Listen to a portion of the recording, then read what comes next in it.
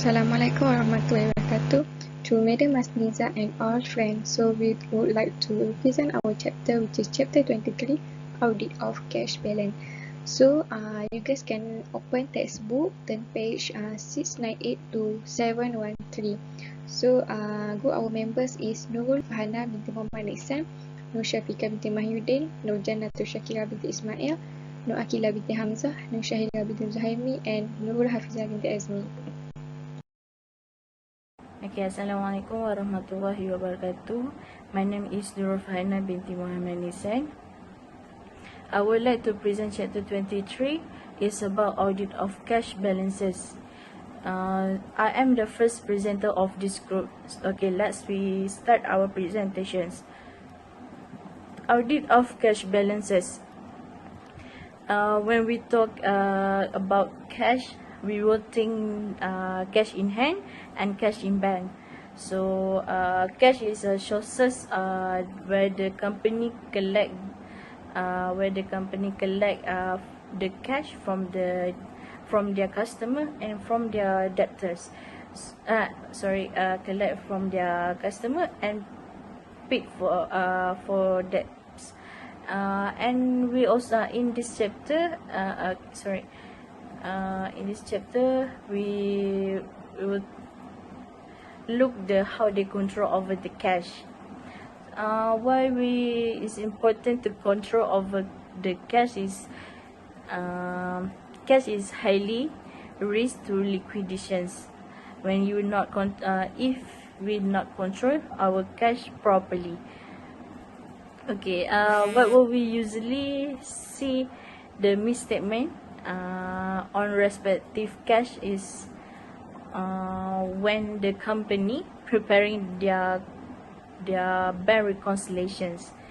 Basically, they will included all the cash that all the cash in and cash out from their transaction of the business. So they will reconcile in different between what for general cash account and what's on the bank statements. So what will the auditor do is they will as an auditor will distinguish between verifying client's bank reconciliation of the balance on the bank statement to the general ledger account to general ledger balance, and also auditor will verify recorded cash in general ledger correctly, whether it's during month or during year.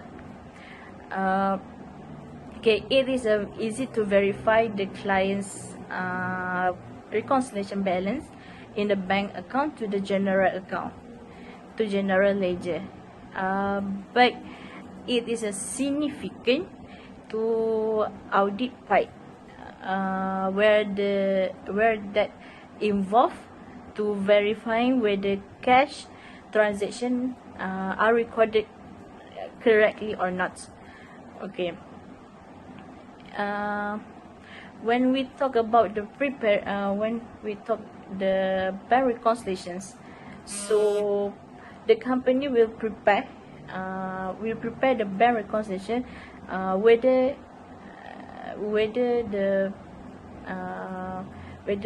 preparing by the weekly or monthly or yearly. But the good internal control within the company, when you preparing the bank reconciliation on a monthly basis. Okay, sometimes the company will prepare bank reconciliation on a yearly basis. So it is not good. It's a bad internal control.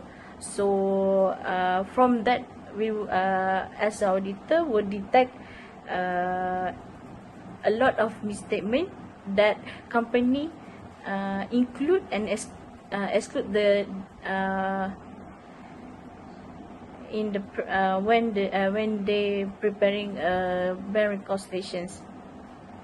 Okay, for the audits works, there have some of the type of misstatement which may not be discovered as a part of the audit of the bank reconciliations, and also they are have a type misstatement which may discover as a part of audit the bank reconciliations. So here, uh, misstatement which may not be discovered as a part of the audit of the bank reconciliation is: first, failure to bill a customer. We talk about if you as a client, as a company, if we not build the transaction within the customer, we will not detect if we receive the cash from the customer, and we find our recording is not exist, because we fail to bill a customer. So that cash it could not possibly in the bank or any our transactions on. So that transaction is not on the book as a simple way. So we never find we could not find that transaction or money in bank reconciliations and with our bank statements. Okay, second misstatement which may not be discovered as a part of the audit of the bank reconciliation is embezzlement of cash receipt from customer. Okay, embezzlement of cash receipt from customer, it same goes concept to the cash lapping, where the someone or staff or officer that have a various tasks in their responsibility to take care of. So from that embezzlement will happen when we receive the cash. So why it is happen? Because maybe the control, maybe there is no segregation of duties. It means someone has custody of embassy, or no one is checking or review the cash receipt from the customer. So okay, the good internal control for this to avoid the embezzlement of cash receipt is supposedly cash receipt has been done or has been handled by the person or independent person that not involve the recording system or accounting errors. So from that the embezzlement will not happen within the company. The other misstatement is duplicate payment of a vendor invoice. Okay, duplicate payment of vendor invoice that we learn from the other previous chapter.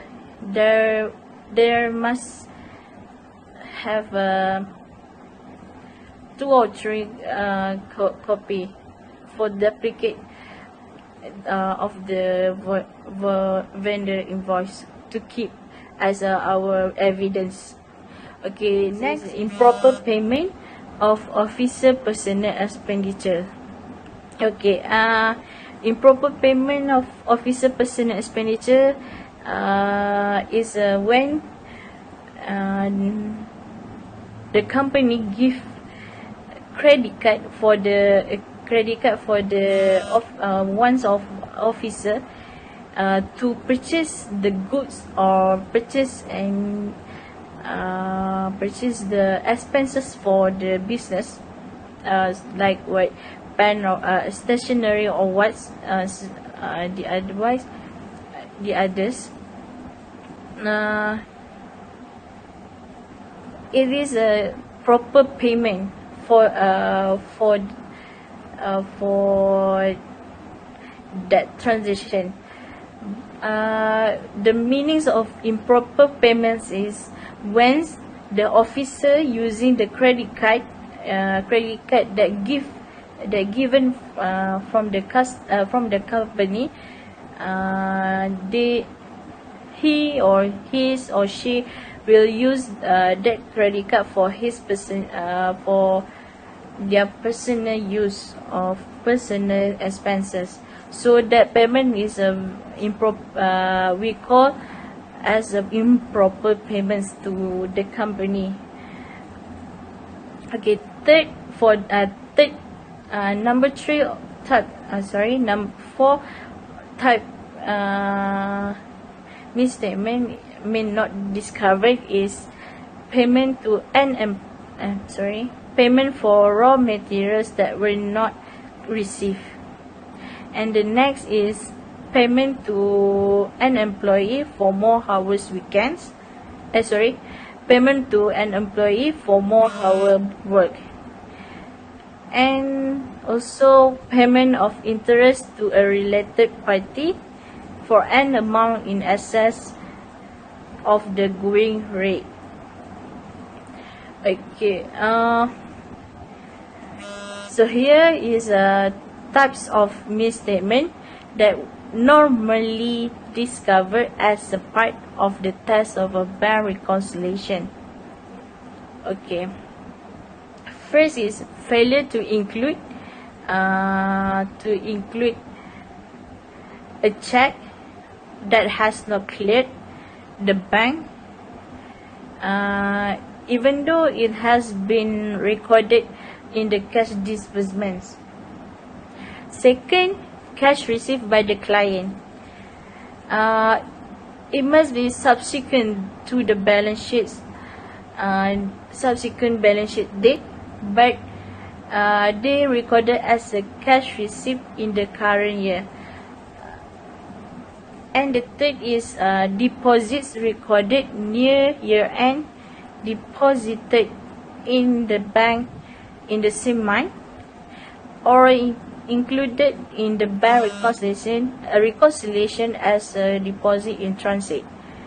And lastly is payment on notes payable debited directly to the bank balance but not entered in the client's records. Okay, that's the types of misstatement normally discovered and types of misstatement may not discovered as a part of the task of a bank reconciliations. Okay, so here is types of misstatement that normally discovered as a part of the test of a bank reconciliation. Okay, first is failure to include a check that has not cleared the bank, even though it has been recorded in the cash disbursements. Second, cash received by the client.